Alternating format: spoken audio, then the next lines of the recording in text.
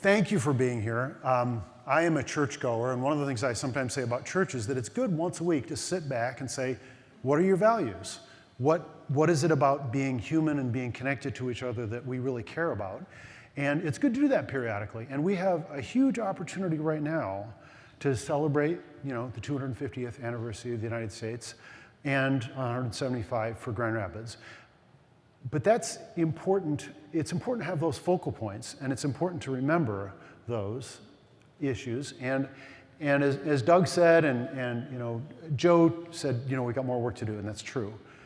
And I want to lean a little bit more into what Doug said, which is, I worry about whether our democracy will endure, whether our republic will endure. There's an old urban myth that Ben Franklin, when he was walking out of the building after they had put it all together, a woman on the street corner stopped him and said, "What have you been doing?" And he said, "Building a republic, madam, if you can keep it." And it's something that thinkers in America have said again and again and again, that we have to renew our commitment to democracy. This doesn't happen automatically. It doesn't happen easily. There are things in human nature that fight against sharing, that fight against equality.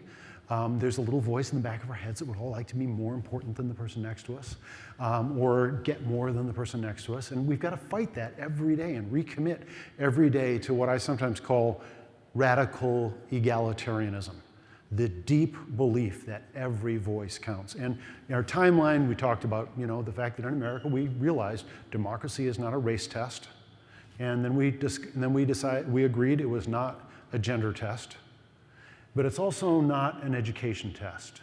It's also not a work ethic test. It's also not even an intelligence test. Every single member of our community has to count, and their voice has to count. And that's a hard dream to hold on to. Now, I'm worried right now, and I've said, many of you have probably heard me say this, I think that we have two central challenges at this moment in our democracy. One is hyperpolarization. Now, I tend to use big words, and I'm sorry, but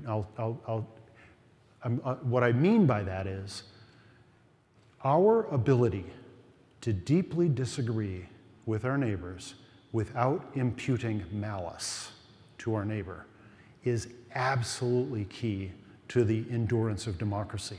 We have to be able to not impute malice. And if America divides into two warring camps that just throw rocks at each other and reaffirm their own opinions of how the world ought to be and feel self-righteous, one of the things I often say is self-righteous is just a hair off of righteous. We all want to do right, and we all want to be right. But a hair off of that is self-righteousness, which is one of the biggest problems I can imagine. So we have to resist the hyperpolarization that we see all around us right now.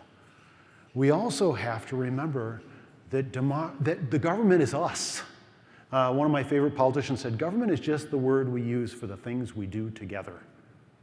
And if we were living in a dictatorship, we could blame the government for whatever, but we're not in a dictatorship. If we want to blame the government or distrust the government, we're fundamentally blaming and distrusting ourselves.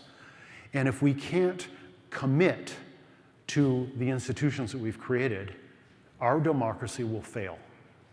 So those are the things that keep me up at night. Now, what I want to take a minute, and the good news I want to think about is below that. There's a level below those problems.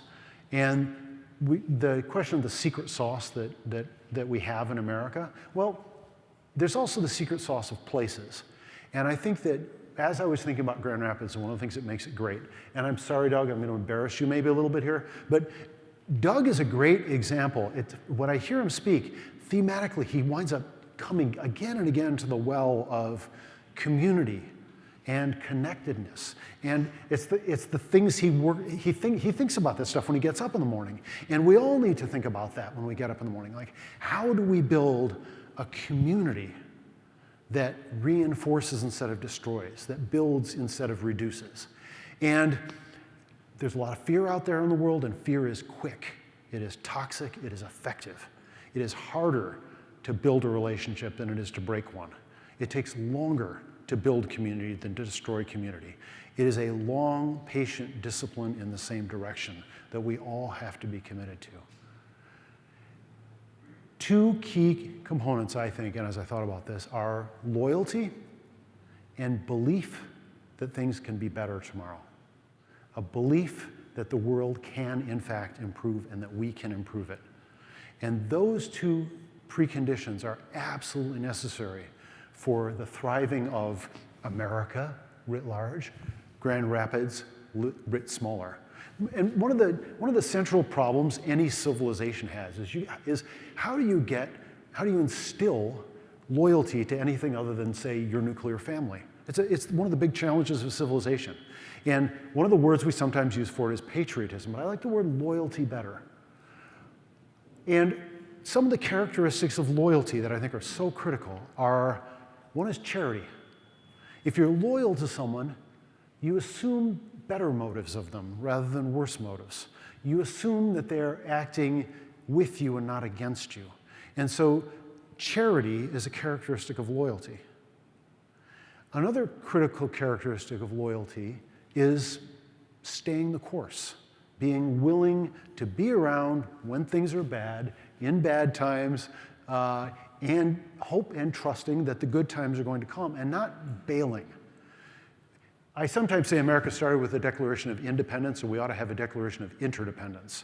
Because one of the challenges I think we have to renew ourselves to is the willingness to stay the course, to be patient, to not bail at the first opportunity, and also not to think just about ourselves, not to be individualists.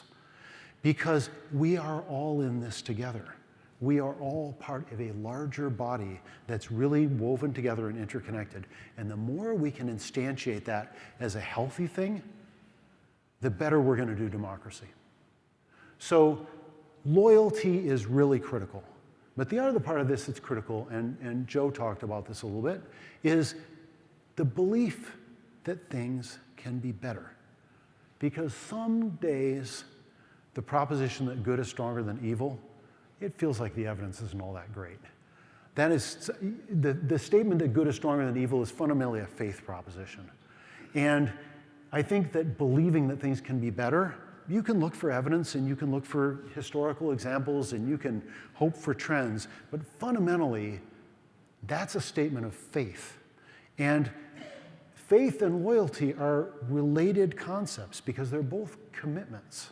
And so as we walk into this celebration, let's remember that we have to recommit ourselves to faith and belief in each other, our community, the fact that we do better together, that none of us do well alone, and that there's enough. America has always been, and I hope always will be, the land of prosperity, which means that you getting something doesn't mean me not getting something. This is not a limited size pie. We live in a land where we find opportunity, we find growth, we find new horizons. And if Grand Rapids can do this well, we can be a model for that, and I'm convinced that we can be a model for that for our country. So thank you to everyone who's helped put this together. I'm excited by the convening of this conversation. I hope that we go great places. And I want to hand off now to a couple of our local high school students who are going to come up and talk to us. That is Jasmine and Erica, who are somewhere in the wings.